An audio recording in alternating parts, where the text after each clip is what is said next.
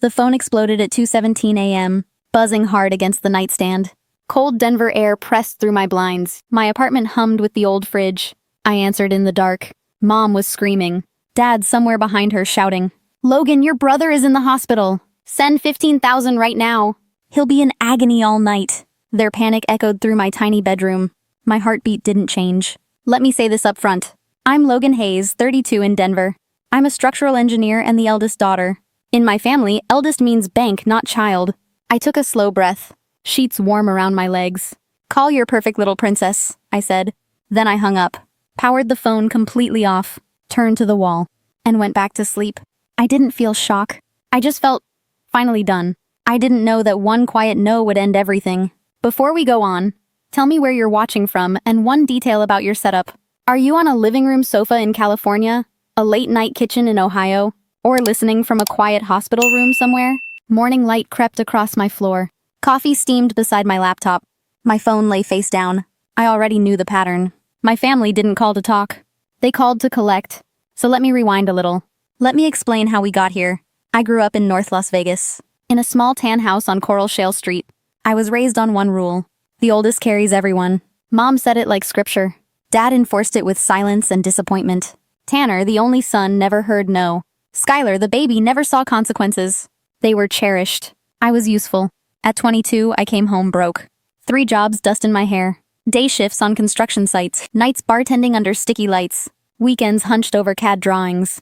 I wired Tanner's tuition from my savings. $28,000 in one transfer. He dropped out months later. College isn't his vibe, Mom said. Dad took him to a Raiders game. No one mentioned my money again. Then came Skylar's Jeep. A white Rubicon she deserved. Mom cried happy tears on the phone. I co-signed the loan. 48 months. $480 monthly. Auto-drafted from my paycheck. Skylar posted big sis goals on Instagram. Just the Jeep, not the sister. Last year was the credit card meltdown. 3 a.m. sobbing from Mom. 9,000 in gaming setups. More clothes for Skylar's content. I paid before leaving my bed. She promised it was the last time. It never was. Whenever I hesitated, the script started. Mom cried harder. Dad went cold and distant. Tanner called me selfish. Skylar iced me out completely. Family love had conditions. And every condition came with interest. One night, I opened a spreadsheet. Just numbers, dates, and transfers. It passed 120,000 quietly. I thought I was saving my family. Really, I was slowly erasing myself. By 24, I moved to Denver. 8 hours and one world away. I thought distance meant peace. It didn't. The requests just changed platforms. Venmo, Zelle, Apple Pay at midnight. Little notes saying emergency. No explanation ever required. I still said yes. Because guilt travels farther than cars. 2 months ago, everything shifted. Tanner blew up the group chat. Long message, all caps. Lake Tahoe reset weekend, baby. 4 days. 3 nights at Harrah's. He named his best friend, Garrett. He mentioned a suite with lake views. Mom replied with heart emojis. Dad typed, "So proud of you, son." Skylar added a winking face. I stared at my phone, then went back to bridge plans. The next morning, Tahoe hit my screen. Skylar posted from McCarran Airport. Private terminal glowing behind her. Brand new Louis Vuitton bag. Caption said, "Thank you, Mommy and Daddy." I screenshotted and texted Mom. Just a single question mark. She replied almost instantly. "We only paid for Tanner, sweetie." Translation? Cash slipped quietly to the golden boy. By Thursday noon, the feed exploded. Tanner filmed a Gulfstream cabin. Skylar panned across the Lakeview suite. Garrett popped champagne on the couch. I watched from my Denver sofa. One lamp on beside me. Cold pad thai in its carton. Fork scraping soft cardboard. Skylar changed outfits every hour. Tags still hanging from sleeves. Neon signs reflected in her sunglasses. Tanner tossed chips at a craps table. Hundreds. Then 500s. Like he'd printed them himself. Garrett filmed the balcony view. Wind distorting the microphone. Their laughter echoing over slot sounds. Mom called that night glowing. "Your brother works so hard, Logan." I muted the call. Skylar's story played again. Rooftop pool. Glass of champagne. Diamond necklace catching the sun. Caption said, "Little gifts from Big Bro." I unmuted. Said, "Sounds fun." Mom promised to send more pictures. Friday brought more of the same. Escalade limo idling at the entrance. Hard Rock blackjack tables under neon. Skylar's bathroom selfies in designer sneakers. Drone shots from a rented yacht. Skylar dancing on the bow. Tanner spraying champagne into the wind. Garrett shouting, "We own this town!" I refreshed again at my desk. keyboard cold under my palms, phone buzzing beside the mouse. Something felt wrong. Very wrong. Mom only gave him $3,000. This wasn't $3,000. This wasn't even 30. Then Skylar posted a mirror selfie. Silk robe. Marble bathroom behind her. Caption read, "When your family believes in you." I locked my phone. Set it face down. Told myself it wasn't my problem. I was wrong.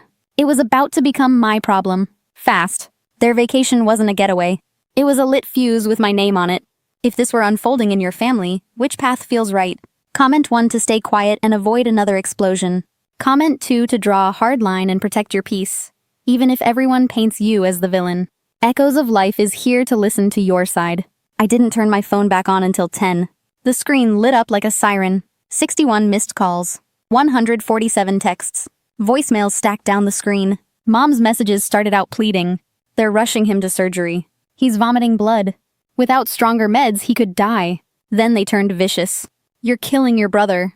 I never thought you'd become this monster. Photos followed fast. Tanner on a gurney. Shirt cut open and discarded. Ribs wrapped in bloody gauze. Face swollen purple and black. Skylar's TikTok hit next. She filmed herself in the hallway. Mascara streaked down her cheeks. My 26-year-old brother is fighting, she said. And my sister won't send 5,000. She makes 6 figures and refuses. She tagged my full name, my company, my city. Her video blew past 1 million views. Strangers flooded my DMs with hate. The GoFundMe link appeared below. Headline read, "Save Tanner from medical neglect." I ate cereal at my counter. Scrolled with one hand. Felt absolutely nothing. The casino called first. "Ms. Hayes, this is Hard Rock Credit. We hold a $5,000 marker. Can we run a card now?" "Contact his parents," I said. "That's not my marker." Then I hung up. The hospital called 10 minutes later. A tired nurse explained policy. No insurance was presented at admission. We must collect a cash deposit. Until then, pain medication is limited. "Not my bill," I answered. "Not my responsibility." Then the police called. A steady male voice spoke. "This is Officer Ramirez," he said. "South Lake Tahoe Police Department."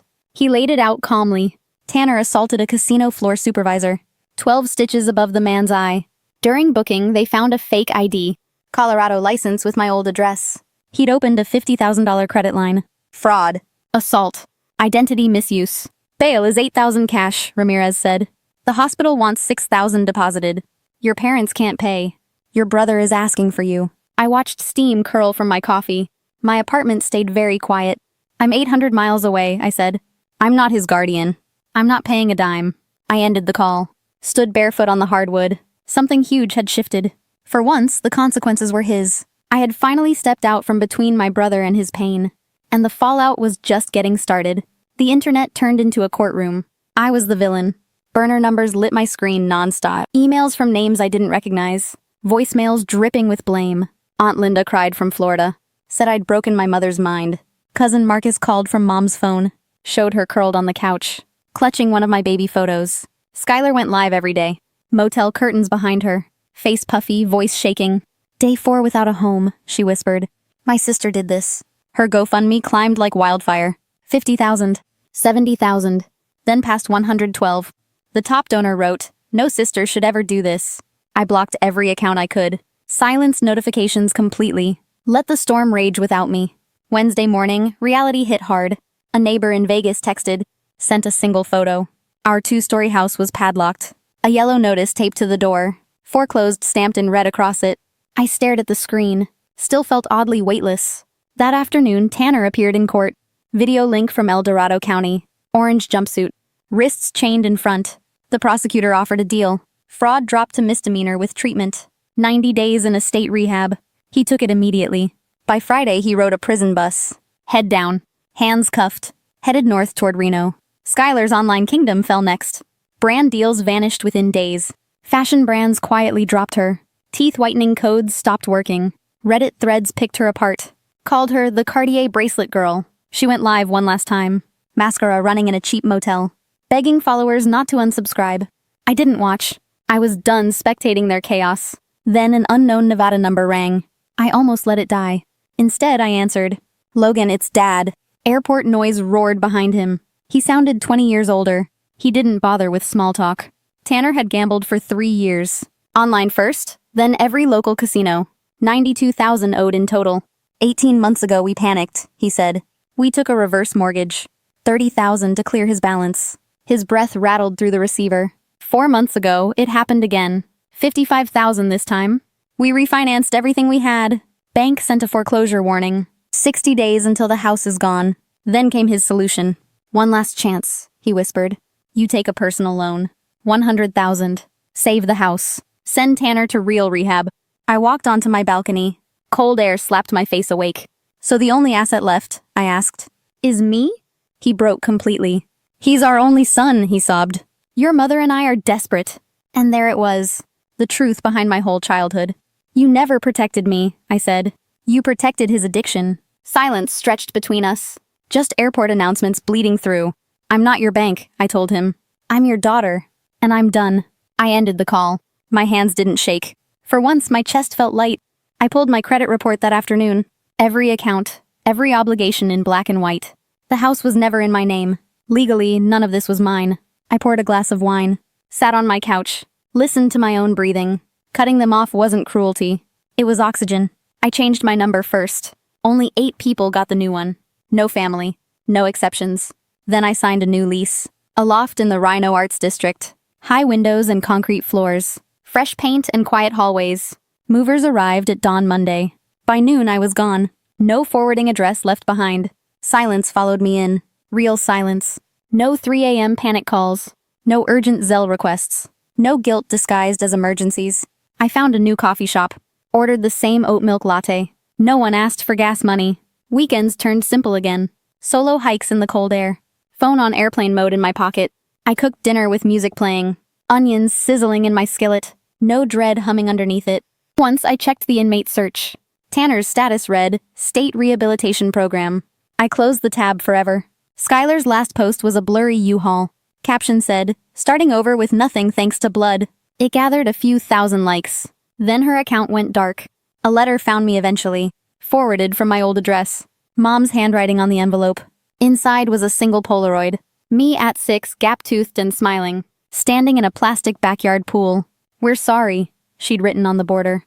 I looked at it a long time, then dropped it into the recycling bin. Not in anger, just completely done. I turned 33 that fall, bought myself a small red velvet cake, invited 3 coworkers who'd become friends. We ate on my balcony under string lights. No one cried. No one begged. No one owed anyone anything. I slept with the windows open. Birds woke me instead of guilt. For the first time in my life, the only person I had to save was myself. If this story resonated with you, tap like, share it with someone who's tired of being the family bank, and subscribe to Echoes of Life for more stories of quiet strength, hard boundaries, and hard-won peace.